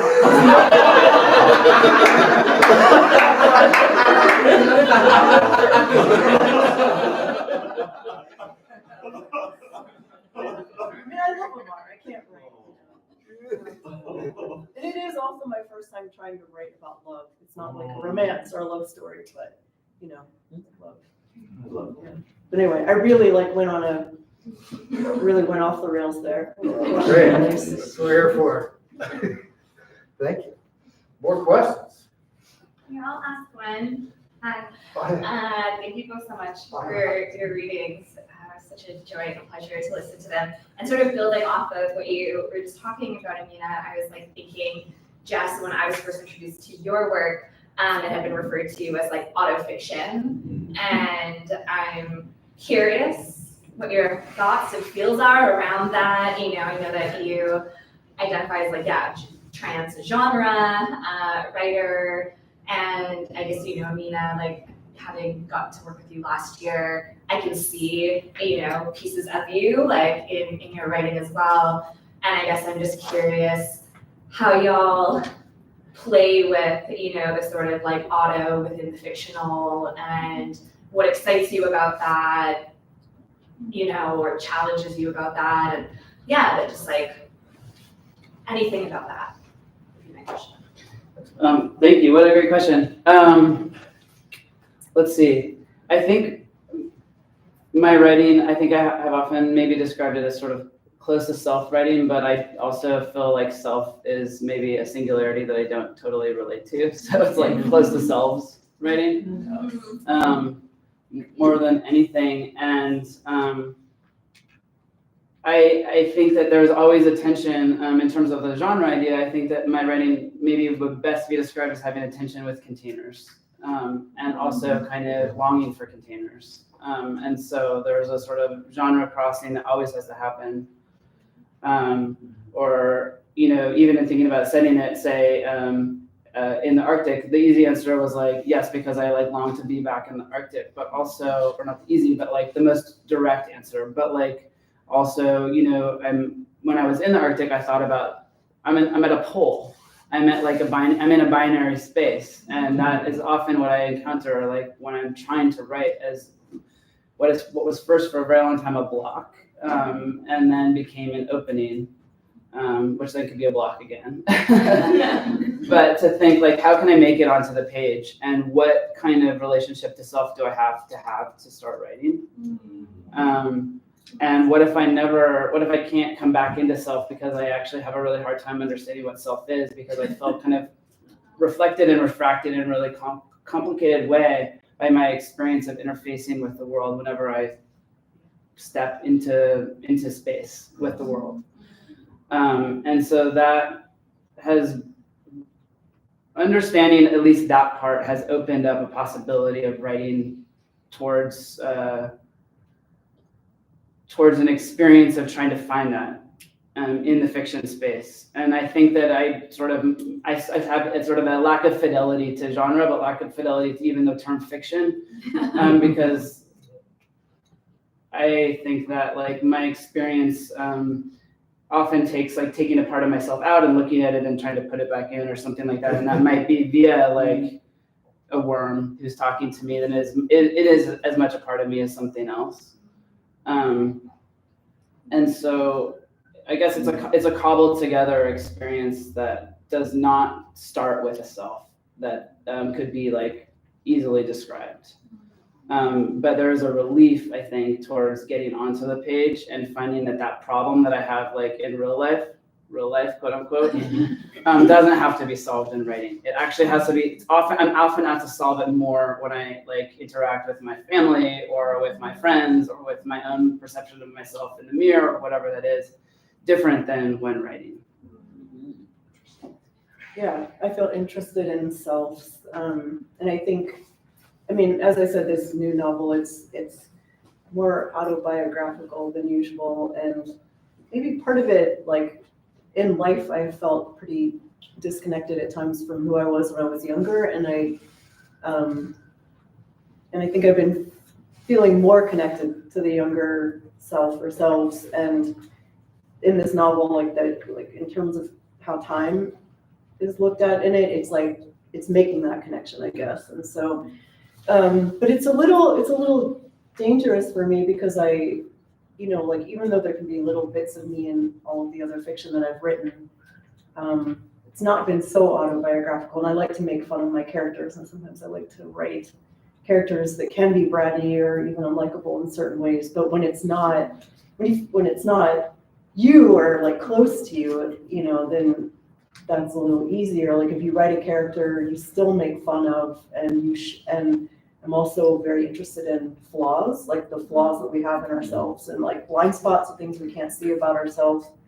And so yeah, it it's like a little more, feels like more risky or something, because like if you write a character's flaws and you make fun of them, and you even write some of the parts about them that are, I don't know, that they're like working through, then like if readers find your narrator unlikable, then you're like, oh, they don't like me either. There's something I have to like think about that.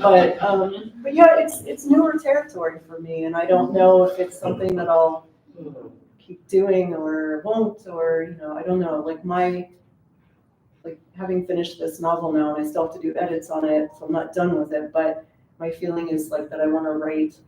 Like I've been sort of studying the surrealists, and by study I just mean looking at their paintings and reading some of their works. And I feel like I just want to write like surrealist short stories now. I haven't written a short story in many years, so I may go away from the like more autobiographical. But I don't know. It's again, like for me, it's never a choice. It's just like I almost couldn't help but go in this direction. And while I was writing it, my mom got sick and then she died, and so her death came into it, and so it wasn't there. It obviously wouldn't have been a part of it, but it became, I think, even more connected to me because I just couldn't help but write about it. Kind of just got in there.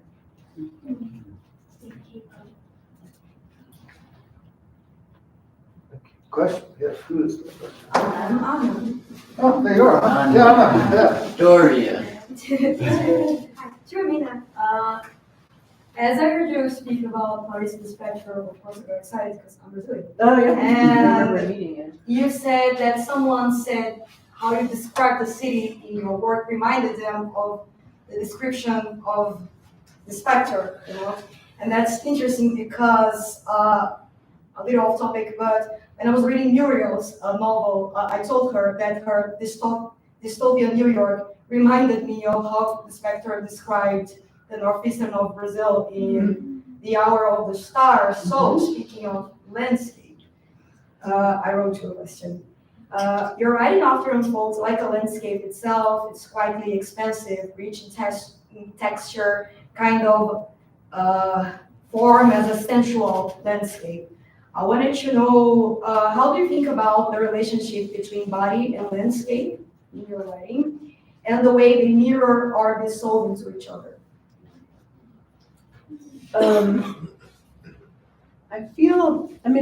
When I'm writing, I'm not thinking sort of directly about the body, but I think that there's this sort of natural porousness that happens between the landscapes that I'm writing or the settings and the narrators in them, that it's like,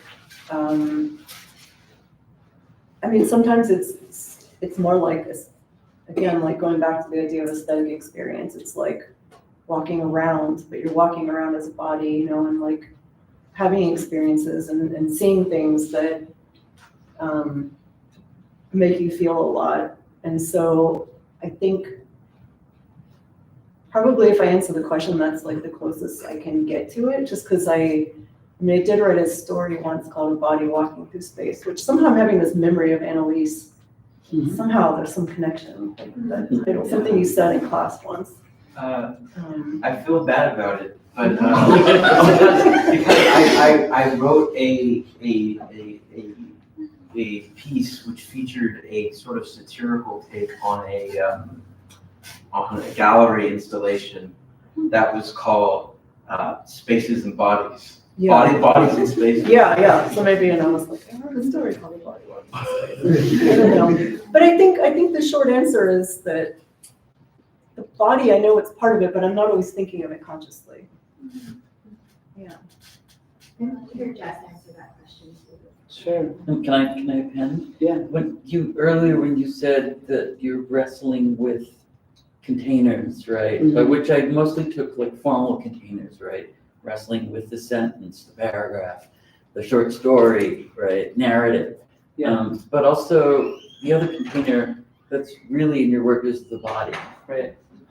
Thank you. Yeah, exactly. Thank you for pairing those together. And like, I think that like the story that I just read has a lot of container, like silo, like body, but it also has a lot of spill, like this worry about like if one is actually like a longing for contact, a longing to be seen or recognized in some way that one can't quite recognize oneself, to be legible, And then like a fear of contact being something that will cause one to totally melt, mush, disappear, that there's something like actually quite like harmful about contact, and that those two things are like not resolvable, at least in the space of this story. And I think there is a line in the story about the landscape, like kind of being mirrored by the landscape and feeling like aware of the scale of one's aloneness. And I think that the lack of containment, I think, that I experienced when I was up in the Arctic was striking, to the point where I almost had a visceral experience of collapse or something. It sounds dramatic, but it felt like that. And what I experienced when I was up there was a sense of like huge relief at not being around a place that was like oriented around humans.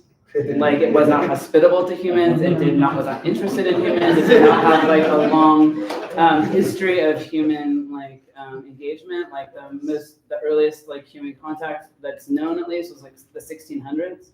So it's like very much not about that, except now it is. But in like geopolitics or something like that, it's something terrible. But and because of like polar melt, but.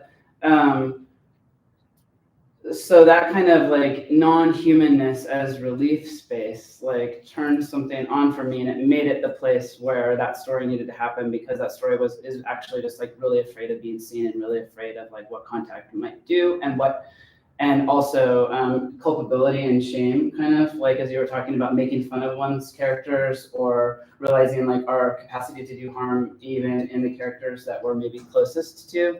So it's not like that this narrator is in any way absolved from the capability to do harm. In fact, they get really close to it, and they start to wear that mask, and they start to make those choices too, from their like deep wish to like kind of like be in with the fold, in with the researchers or something like that. And so I think that like somehow that landscape opened up a space where I could like experience something that felt like a relief away from humanness, and then also that opened up to me a feeling of like of grief, all of which, as I said, probably not contained in the story, but was on the outskirts of. The Arctic in your work is based outside, I don't want to say outside of gender, because I'm not sure anything's outside of gender, but a place that has a quite a different relationship to gender as it exists here, right, in our inhabited world. Well, it's conceptually funny, right? It's like the poles, like the binary. So what happens when the binary falls apart? The center doesn't hold, like everything is swishing together, and actually climate change is like, accelerating, like, at the poles. And so like we have this thing that's like, the things that should be our points of orientation, that in like, if we're moving towards hopefully like a breaking of the gender binary, like we don't want anymore. But yet it's its most extreme expression. I kind of get fascinated there. Yeah. I was thinking, I spent a summer at a Soto Zen Buddhist monastery years ago, and it was like you had to drive 2 hours like down into this valley and then on a bad road, and then you're just, and it was talked a lot about like the container, that like you're not supposed to, if you're there, I was there for 3 months, like you don't leave while you're there, and that the container was very important, the idea of the container, because that, I don't know, like whatever you were going to be practicing there, whatever questions you were going to be sitting with, like you wanted to do it in this container, and like it was like geographically kind of this container, but also like in the container of this group or sangha, it's also like should be safe, or I don't know. Well, yeah, we both talked about our like writing practices in a way, like making these rooms or like these shapes. Right. Yeah. But as you were talking, I was just thinking too, like when my published book, like first book, Large Animals, came out, I had another experience with the container, which was around gender, sexuality, and the publishing world at the time, which was very much about like patrolling containers of like, what kind of writing is this, and how can we sell this writing? Yeah. Right. And like, is this queer enough? Is this not queer enough? What kind of queer is this? Is this LGBTQ, or is this something else? Like, who am I gonna tell it to read this? Yeah. And I think that like that's back to maybe like the tension of the container, where I actually think that writing, I mean, these things that we're talking about, I think almost everybody in the world experiences, are not only about one kind of identity or the other, but yeah, when we bring the writing into the world, it often gets apportioned. Yeah. Thanks for these great questions. Yeah. Anybody got a final question? Okay. I think this could be a question for both of you, but it kind of sprung out of thinking about your work, Jess. Like there's something about the way that you represent subjects in your stories, whether they're human or not, that feel surprisingly alive, like kind of animated, right? Like the worm is kind of alive, even like the chalk feels kind of living in a funny way. And I'm wondering if like you think about where as you're writing, like the act of writing, like the words themselves as being kind of having their own animus, and like I don't know if you're trying to imbue them with like breath or something. And I'm wondering, yeah, I guess to both of you, do you feel like that when you're writing, you're kind of like you're trying to animate something that, or animate something that isn't typically seen as living, or you're trying to you feel them as living and you're kind of trying to like corral them or something like that? Such a great question. Yeah. Yes. Thanks for seeing. No, but I mean, I do think the language is like the field to like kind of explore these things, and I often feel like when writing that I'm actually just like holding my body and my energy against a word and seeing how it can be in the word. Can it be in the word, and is this the word that it can most be in? And then there's always like a little deflation. It can't fully be in the word, but trying to push as far into the word as possible, and then you find the next word. It's really tiring. No, but it's exciting. I mean, I think that like because I think it's like, can we live? It's back to the speculative. Can we live in language? Can language move us farther into different kinds of ways of living? And if language is going to be one of those vehicles, then how can we most imbue it with some kind of energy? Which makes me think of your choosing of names, actually. Like, even in a fiction, we strive to be as true as possible, I think. And so, like, choosing a name that has a seed to an energy that is an experience that you've lived with and loved and felt things to, and planting that in your story has to radiate a different feeling, I think. Yeah, I think so. And I was thinking about how in your story, like the peeing in the snow, how the snow like freezes. That too seems like it comes to life. I don't know. Sort of doesn't make sense now that you say it.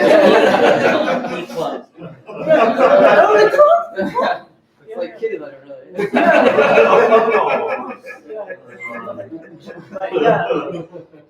Yeah, I love that question. I was thinking about it in terms of Jess's story, and I think, I mean, I just love sentences, and I think I write about this in A Horse at Night. I've already said this, but that I think I write very short and kind of small things, and I think I thought, like, oh yeah, you write short stories, or you write short novels, and like these are like the small spaces you work in. But I'm like, but the sentence is also like exciting to work in. You know, like that it's I don't know, all the things you can do in a sentence. And like I give this example from Indelicacy of like something that I guess I noticed I did that is that you sort of say something, but it's not actually there. So like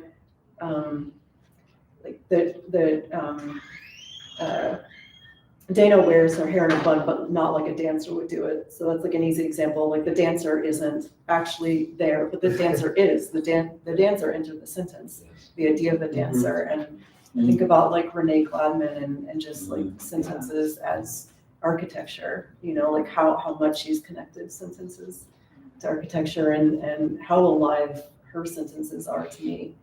And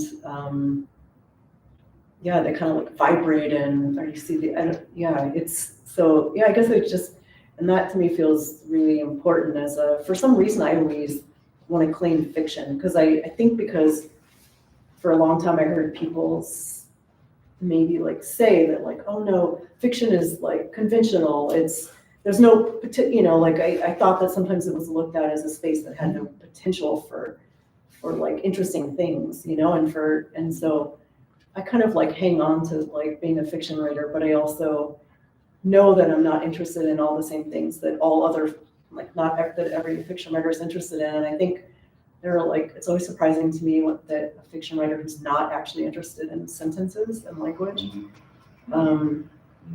But yeah, I think sentences are alive.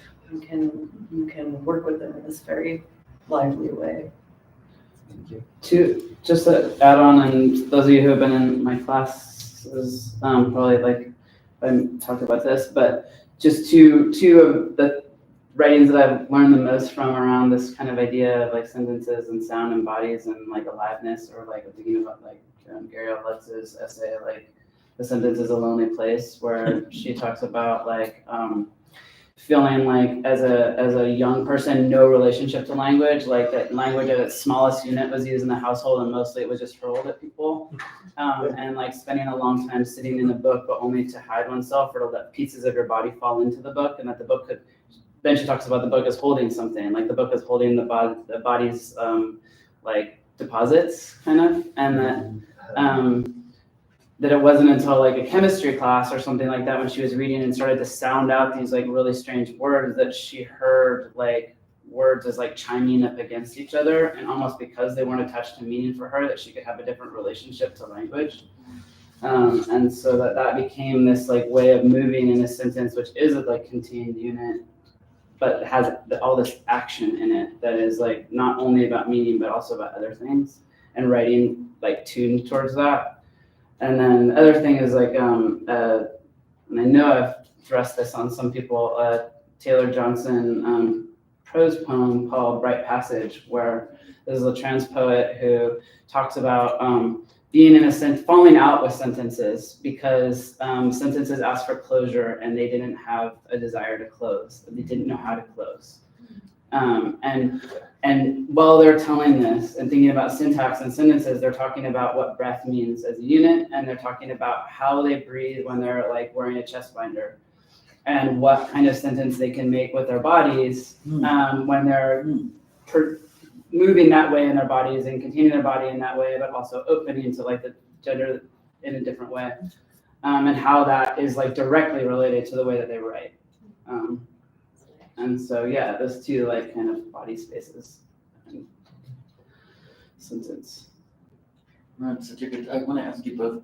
So I think many of us are here vibrating with this sort of the very desirable living qualities, right, of language. But are those living entities, right, that we share, that you create, that are here, right? What is their relationship to all the dead words and the dead language? And I'm thinking of political speeches, right? I'm just like all the terrible incidents of language, right? That are somehow depleting, right? They're somehow in relation, like living the living word. So romantic, but let's call it that, right? What is its relationship to dead words? Oh my God. Such a good question. That's a big question. I don't know. I know it's a really big, I feel like this is a question I have to sit with. Yeah. Does anyone Maybe else drink out there have a feeling about it? That's good. I feel like they're dancing on top of them. Yeah, that brings up many more questions about continuance, and then start thinking about indigenous languages and survivance, and I start thinking about if something is spoken, can it ever be lost? Yeah, I don't know. I'm just thinking. It's a very large question. We have to keep making language alive, so it dances on top of it. Dancing on top of language. Keeps the dead in their place. Yeah. I was talking to NK about this this is like less about like kind of political speak and dead words in that way, which I think is a really important, interesting question. I'm not quite sure how to need some more thinking about it, but I was talking to NK the other day about this really great interview, I think it's in Baum, between two trans writers, Violet Spurlock, who's a poet, and Rainer Hamilton, who's like a poet and a prose writer.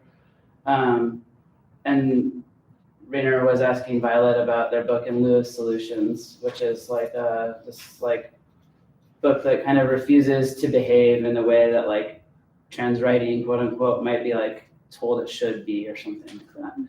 And it was talking about, Violet was sort of saying like the body as an abstraction to push against, and wondering about what to do when you confront language as a place where you can't move it, where it's sort of stuck in these old calcified positions where it can't actually be the solution, and that one could stop right there.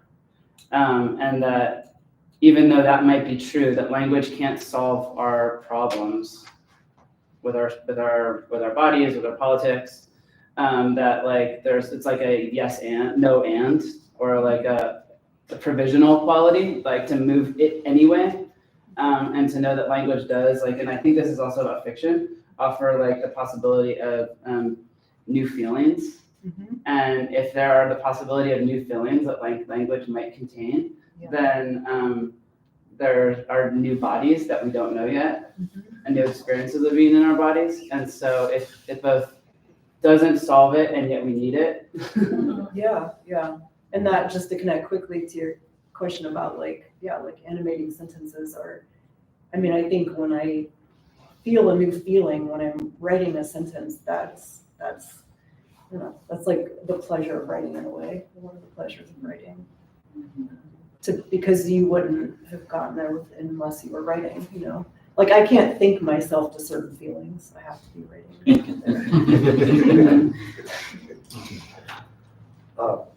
Thank you so much. And thanks for the questions. Thank you.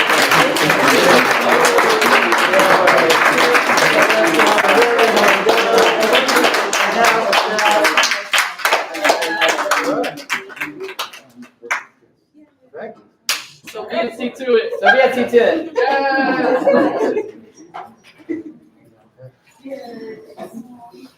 I thought of you all so much, like, what was that cemetery didn't burn? Oh, I'm sorry. Jess's story reminded me in ways of your past.